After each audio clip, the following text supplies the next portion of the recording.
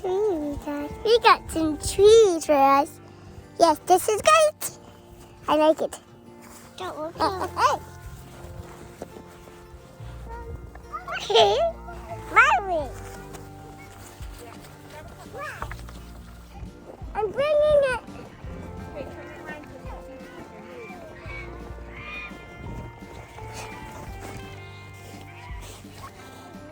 Yeah, good job. You can see the chickens. Cool.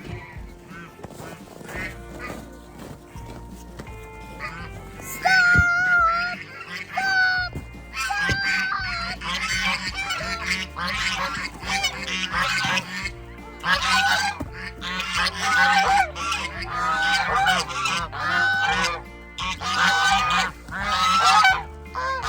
Hello everyone and welcome to Farmer Joe Homesteading.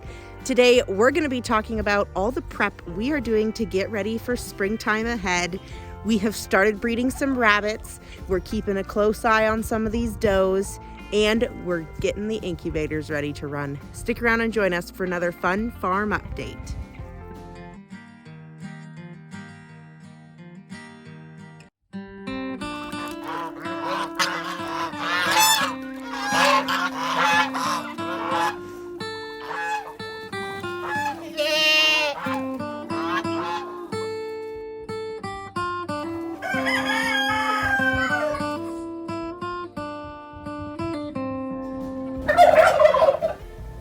So our goat herd has all been doing really well.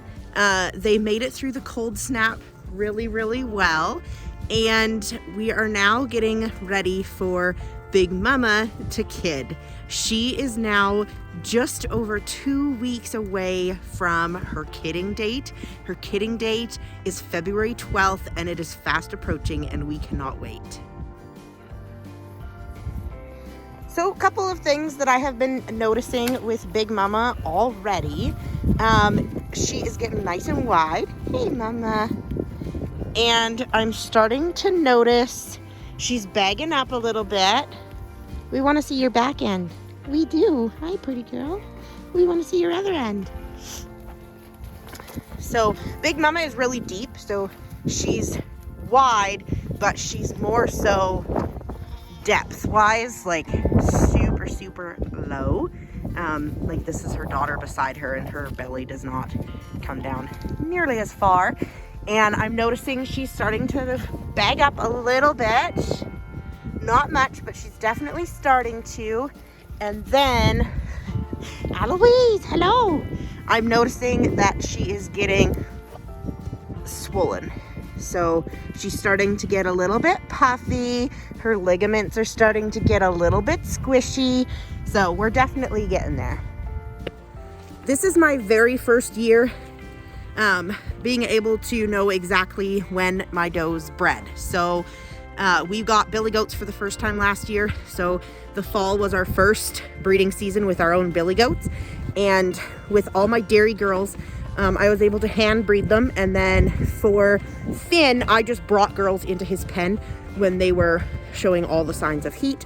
And I did watch him do the deed with pretty much everybody. So I have everybody's dates written down, which makes it so much easier and a lot less of a guessing game, because last year it was a huge guessing game and I was waiting for kids from April until August. They kidded in August and I'd been waiting since April. So it's definitely nice to know exactly when. And Big Mama is right on track. Here she comes down the path.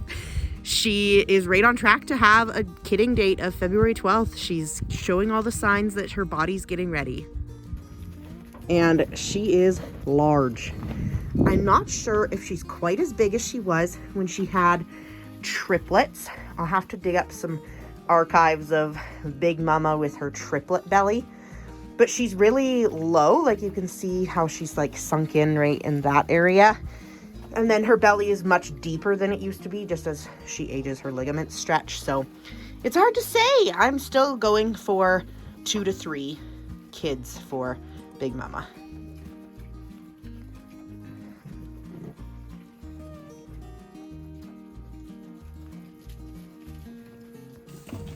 Hey, are you ready for babies? I know you're gonna be so excited. You love babies. You do. You just love them. I'm so excited for you. In addition to her being like swelling and bagging up, some of my other does are as well. So we have 3 does due on March 9th. So that's about 3 weeks after Big Mama. And those girls are already starting to get loose and swollen and starting to make a bit of a bag. So those girls are Eloise, Star, and little Everest. Everest is starting to get a little bit swollen, and you can tell that that things are moving along. And Star is getting really swollen and puffy, and then Eloise just looks like she's getting really close as well. So here is Miss Eloise. She is really wide as well.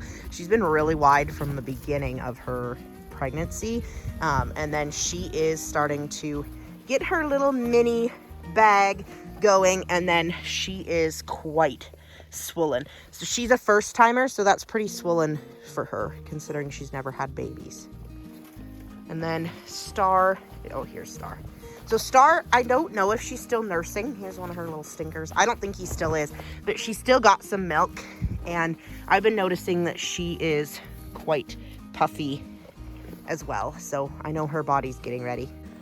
So the puffiness and the swelling in their vulva is 2 different things. One, it's pressure. They get a lot of pressure just on everything just because of the babies pushing and crowding and getting bigger. So that's one reason. And then the other reason is just their body's natural way of preparing for their birth. So everything's getting more stretchy and loose, and so that's why they start to look a little different. And it's usually a pretty good way to know for sure that your doe's caught and that they're going to kid, is that they get more swollen and stretchy. All right, so we started breeding rabbits. I was kind of on the fence about it, but this year all of our really big cold snaps are coming on the new moons, so I planned around the new moon for the rabbits so that they will have their babies after that. I started breeding them last week with no luck, and so I just kind of kept trying it because the daylight is a big factor. So the more daylight, the more likely they are to be receptive. So I just kind of waited for nature's timing. I introduced them to the bucks last week, waited a few days, did it again, and they took. So I know that the lighting is right. If the lighting is right and they were ovulating, then we're good to go. So I went ahead and I bred Livy and I bred Kata, because Livy's my favorite and Kata's Farmer Joe's favorite, so it just made sense for them to be first. We did breed Kata to our young buck that we kept back from last year, and Joe decided to name him Prince. And then Livy, we bred her to Houdini. We haven't bred her to Houdini before. We bred her only to Peter, but I'm just not liking how Peter is maturing, and Houdini being a top quality show rabbit, I know that he meets all the standard for the breed. So I'm going to breed her to Houdini and see what we get. And the plan is to start looking for a replacement for Peter, just because I don't love the way his kits, the growth on the kits, it's just not where it should be. So we're looking to improve some lines this year. The plan is still to do the staggering. So we bred Livy and Kata. We'll wait 2 weeks and breed 2 more, wait 2 weeks and breed 2 more. Now, by the time those last ones are bred at the 2-week mark, 2 weeks after them, Livy and Kata will be ready to rebreed again, because we rebreed every 6 weeks. So the plan was to be able to do this so that we have rabbits due every 2 weeks, and we always breed them together, because then like Livy has a really high number of kits. So if she has 12 again and Kata only has 6, we can kind of distribute them around better. All right, on to the coops. So hatching egg season is well underway, and we are getting ready to set up our incubators.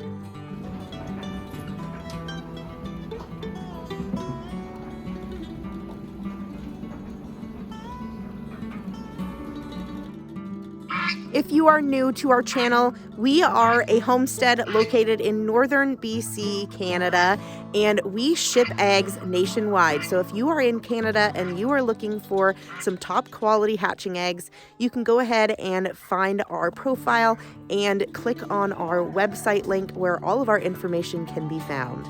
We have our black copper Morans. We have the olive eggers that are in with the black copper Morans roosters. We have our golden Craylet leg bars, our opal leg bars.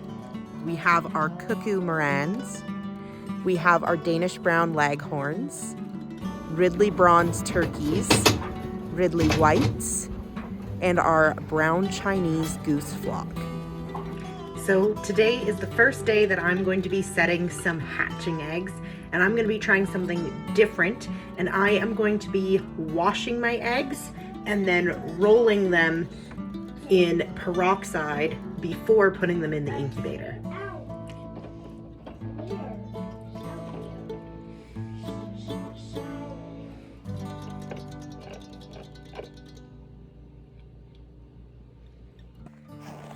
Setting up the incubators is by far my favorite time of year, and I'm really excited that the time has finally come. I always set my eggs on Saturdays, so I'm gonna be getting the incubators all ready to go for that. Turkey season is coming soon. They have been really bugging each other lately. This is a hen on this side, picking a fight with a young tom. So it usually doesn't take long after this for the girls to start laying eggs. So eventually they're going to turn and be submissive and allow the boys to actually mate, and then they will start laying. So first step is the boys starting to really press and get displaying. Step 2 is them getting aggressive and fighting back to them. And then when they are ready, they will be submissive. We will have eggs. So we're just waiting. We're on step 2, so we're getting close. Well, that is all I have for you guys today. Thank you so much for watching. If you haven't already, make sure you hit that subscribe button. It really means a lot to us and helps support our farm. We hope to see you guys next time.